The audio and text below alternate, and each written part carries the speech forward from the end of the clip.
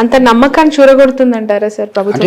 అంటే చేసిన ఏర్పాట్లను బట్టి, ఇప్పుడు చేసిన ఏర్పాట్లను బట్టి ఒకటి మీ మీద నమ్మకం ఉండాలి, ప్రభుత్వ వ్యవస్థగా మీ మీద నమ్మకం ఉండాలి, నమ్మకం ఉండేట్టుగా మీరు వ్యవహరించాలి. మీరు ఏర్పాటు చేసిన పద్ధతులు పొరపాటు ధరల్లో కూడా న్యాయం జరుగుతున్న విశ్వాసం కలిగే రీతిలో ఉండాలి.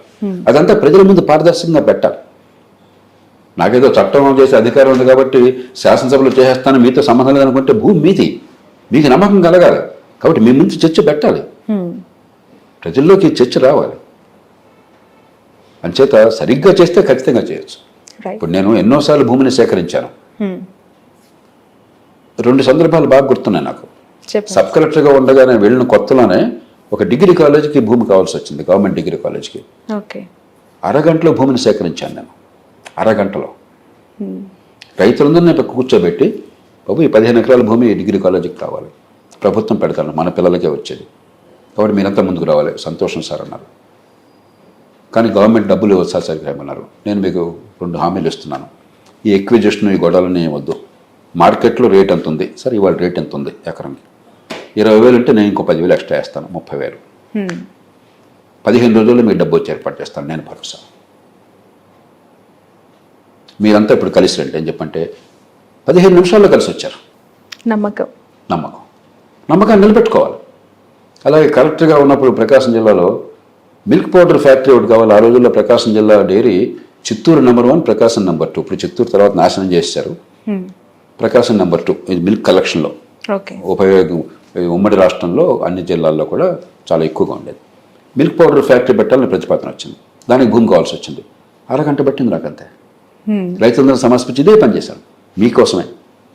మీ పాలు సేకరించాలని చెప్పంటే మరి సీజన్లో బాగా పాలు వచ్చేసి డిమాండ్ లేకపోయినట్టయితే మొదటిపోవటం మరొకటి చేయాలి, లేకపోతే మనం నడపలేని దీన్ని. ఆ ఫ్యాక్టరీ కోసం వస్తూ ఉంటున్నారు, ఈ భూములన్నీ మీరు సంతోషంగా ఇచ్చేయండి, రేట్ అంతా చెప్పండి, ఇంకో 50% ఎక్కువ ఇస్తానని 15 రోజుల్లో ఇస్తాను. అప్పటికప్పుడు ఇచ్చేశారు. ఆ మాట నిభాయించుకున్నాను నేను.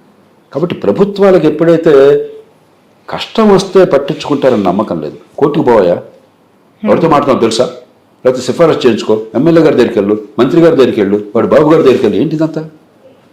సామాన్య ప్రజలకు న్యాయం జరుగుతున్న విశ్వాసం ఉన్నట్టయితే, ప్రజలకి మంచి జరుగుతుందన్న విశ్వాసం ఉన్నట్టయితే, మార్కెట్ రేటు ప్రకారం 10 రూపాయలు ఎక్స్ట్రా అయినా సరే వెంటనే ఇస్తారు, నమ్మకం ఉంటే వెంటనే ఇచ్చేస్తారు. లేకపోతే ఇప్పుడు అమరావతిలో గొప్ప పని చేశారు. ఏం చేశారు? భూమిని సేకరించినప్పుడు ఇప్పుడు కూడా భూమి పోయిన వాళ్ళకి బాగా కలుగుతుంది, భూమిలో ఇప్పుడు పెరుగుతూ ఉంటుంది. మీరు ఎంత డబ్బు ఇచ్చినా కూడా పోయిన దానికి నాకు పరిహారం అనిపించదు, డబ్బులు విలువ తగ్గుతూ ఉంటుంది. వాళ్ళు ఏం చేశారు? ఈ భూమిని మీరు ఇస్తే ఈ భూమిలో పెరిగే విలువ ఉన్న భూమిలో కొంత వాటా మీకు వచ్చేస్తుంది, ఒక 50 రెట్లు 100 రెట్లు దాని వాల్యూ పెరుగుతుంది. అంటే అందరూ ఉమ్మడిగా వచ్చి పూలింగ్లో వచ్చేసారు. ఇట్లాగ ప్రజల్ని విశ్వాసంలోకి తీసుకుని చిత్తశుద్ధితో పారదర్శకంగా మీరు చేసినట్టయితే ప్రజలు ఖచ్చితంగా ఒప్పుకుంటారు. కాబట్టి భూముల విషయంలో మీరు చాలా జాగ్రత్తగా, క్రెడిబిలిటీతో, విశ్వసనీయతతో, నిజాయితీగా, సమర్థంగా వ్యవహరించాలి. అరే మీరు కాంపెన్సేషన్ లేమంటే లంచాలు మింగిన వాళ్ళు ఎంతమంది కనుక్కోండి మీరు అసలు.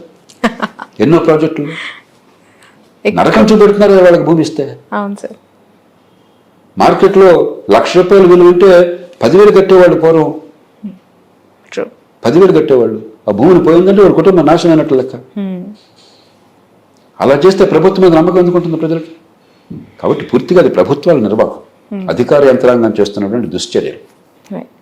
సార్, స్కిల్ సెన్సెస్ అని చెప్పి కొత్తగా చంద్రబాబు నాయుడు గారు ఒక నిర్ణయం తీసుకున్నారు.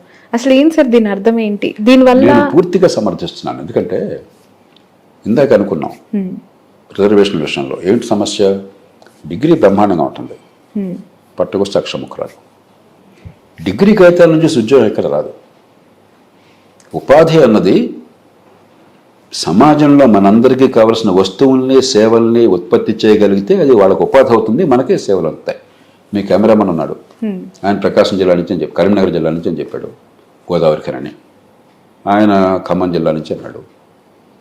ఈ కెమెరా వీడియో తీయడం చేత కాలేదు అనుకోండి ఆయనకి, మీరు కూర్చోబెట్టి జీతం ఇవ్వగలరా? సర్టిఫికేట్ చూపెట్టాడు, వీడియో తీయడం చేత కాదు, కెమెరా యాంగిల్స్ తెలియదు, లైటింగ్ తెలియదు, దాన్ని ఎలా వాడాలో తెలియదు, మీకు ఉపయోగం ఉందా? ఎప్పుడు ఆయనకు ఉపాధి అవుతుంది? మీకు పనికొచ్చే పని చేస్తే. ఆయనకి జీతం రూపంలో ఉపాధి దొరుకుతుంది, మీకు సేవ అందుతుంది. ఏ పనైనా అంతే. కారు డ్రైవర్ కావాలా, సర్టిఫికేట్ సార్ డ్రైవింగ్ రాదు నాకు, నేను కూర్చోబెట్టి జీతం అన్నట్టు తీసుకుంటారు మీరు? కష్టం. ఓ పోయా నమస్కారం అని పంపించేస్తారు, అంతే కదా. మనకేమైంది? చెత్త విద్య, దొంగ విద్య, కాపీ కొట్టడం, బట్టి పట్టడం, నైపుణ్యం అలా. పిల్లలు తెలివితేటలు లేక కాదు, అపారమైన తెలివితేటలు ఉన్నాయి. కానీ మనం ఏం అభిప్రాయం కలగజేసాం? ప్రభుత్వాలు వాళ్ళకి నైపుణ్యాన్ని పెంచి పనికొచ్చే ఉపాధి ఇవ్వటం ఎట్లా అని ఆలోచించకుండా అన్ని ప్రభుత్వాలు ఏం చేస్తున్నాయి? ఎలక్షన్లో ఎట్లా కొట్ల ఆపధర్మంతో గెలవాలని చెప్పని తెలంగాణ ఏమన్నారు వీళ్ళు? జాబ్ క్యాలెండర్, గవర్నమెంట్ మీకు ఉద్యోగాలు ఇచ్చేస్తున్నాం. అంతకంటే పచ్చి అబద్ధం మరొకట్లేదు. 100 మంది సమాజంలో పనిచేస్తుంటే 3 ప్రభుత్వంలో ఉద్యోగాలు వచ్చాయి. ఆ 3 మనకు పనికొచ్చే పని పెద్దగా ఏం చేయట్లా. మీ ఒంటి మీద ఏ వస్తువైనా చూడండి, మీరు కట్టుకున్న బట్టలు కావచ్చు, చేతుకున్న వాచ్ కావచ్చు, నా జేబులో ఉన్నటువంటి కళ్ళజోడు కావచ్చు, ఈ పెన్ను కావచ్చు, కాళ్ళకున్న చెప్పులు కావచ్చు, మీరు నడిపే కారు కావచ్చు, కూర్చున్న సోఫా కావచ్చు, వీటిలో ఒక్కటి ప్రభుత్వం చేసిందా? మరి మనకు కావలసినన్ని తయారయ్యేదేమో మార్కెట్లో, ఉద్యోగాలు ప్రభుత్వం ఎట్లా వస్తాయి? 3కే వస్తాయి. ఆ 3 ఒళ్ళు దగ్గర పెట్టి పని చేయాలి. మనకి అది చేయట్లా. మనకు ఉమ్మడి పనులు ప్రభుత్వం సరిగ్గా పనిచేస్తే దేశం ఎట్లా ఎందుకుంటుంది? ఇప్పుడు దాకా మనం మాట్లాడుతున్నాం కదా. కాబట్టి ఉపాధి ప్రజలకు కావలసినటువంటి వస్తువుల్ని, సేవల్ని ఉత్పత్తి చేయడంలో ఉంది. ఈ 2 ఉత్పత్తి చేయాలంటే ఏం కావాలి? నైపుణ్యం కావాలి. ఆ నైపుణ్యం లేని చదువు చెత్త కాగితం. కాబట్టి 2 కావాలి. దీర్ఘకాలంలోనేమో ముందు విద్యను బాగు చేయాలి. చాలా కాలంగా ప్రయత్నం జరుగుతుంది కానీ ఇంకా బాగుపట్టాల, ఇంకా చాలా చేయాలి ఇంకా. కానీ అది దీర్ఘకాలం. రెండోది, ఇప్పటికే సోకాళ్ళు చదువు అయిపోయిన తర్వాత విద్యను బాగు చేసిన వాళ్ళకి ఉపయోగం లేదు కదా. కాబట్టి రెండో పని వెంటనే చేయాల్సింది నైపుణ్యాన్ని పెంచడం. అందుకే జాతీయ స్థాయిలో కూడా మన బడ్జెట్లో మీరు చూసినట్టయితే నైపుణ్యాన్ని పెంచడం ఎట్లాగా, ఐటీఐలు బాగు చేయడం ఎట్లా. తెలంగాణలో కూడా ఏం చేశారు? టాటా వారిని పిలిచి ఐటీఐలు బాగు చేసే ప్రయత్నం చేస్తున్నారు. మరింత లోతుగా చేయాలి. ఉరిక ముక్కపడిగా కాకుండా కేవలం అలంకారప్రాయంగానో బిల్డింగ్లు కట్టడమో కాదు, మెషినరీ పెట్టడం కాదు, నిజంగా నైపుణ్యం రావాలి, స్కిల్ రావాలి. స్కిల్ అంటే సంపాదించే శక్తి. ఆ సంపాదించే శక్తి ఉన్నట్టయితే, ఉపాధికి పనికొచ్చేవాడినట్టయితే మార్కెట్ టకామని అందుకుంటుంది వాళ్ళని. మరి దానిలో ఫస్ట్ స్టెప్ ఏమిటి?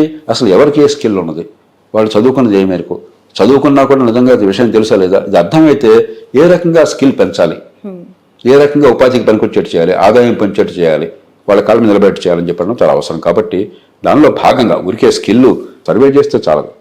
ఒక ప్రోగ్రామ్ ఉండి దానిలో భాగంగా కనుక సర్వే చేసినట్టయితే, ఆ స్కిల్ సెన్సస్ చేసినట్టయితే ఖచ్చితంగా అవసరమో, ఇంకో మార్గం లేదు.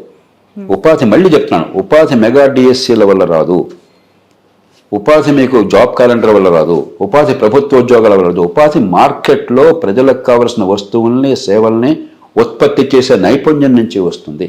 ఆ నైపుణ్యాన్ని పెంచడం ఒక పక్కన, మార్కెట్లో ఉద్యోగాల కల్పన కోసం పెట్టుబడుల్ని, మౌలిక సదుపాయాలని పెంచడం మరో పక్కన. ఈ 2 కలవాలి.